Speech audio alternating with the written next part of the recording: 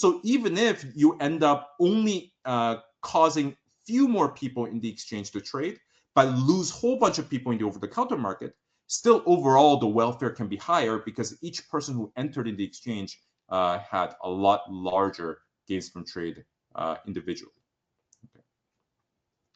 Okay. So now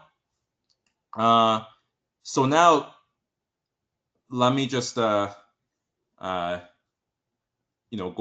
go towards some couple big kickers and then wrap up.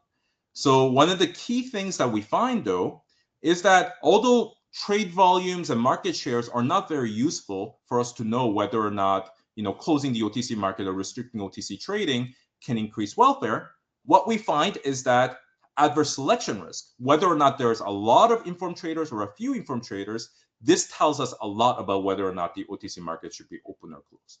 Okay. Specifically, let's consider the case where we're just closing the OTC market. So this is these two are very similar pictures as before, except on the left-hand side is a case where there's very few informed traders overall in the whole economy. So these are assets where there isn't too many informed traders that are participating.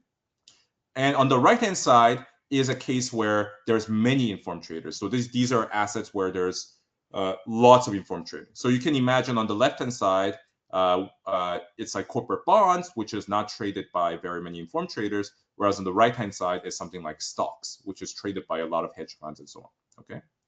So what's going to happen is well, what happens when you close the OTC market? Well, what happens when you close the OTC market is, look, let's focus on the left-hand side. Well, initially, before you close the OTC market, there's a high spread in the exchange, and then there's a low spread in the over-the-counter market. Now, if you close the OTC market, everyone's going to be paying not the high spread, not the low spread, but the medium spread, the no over-the-counter spread.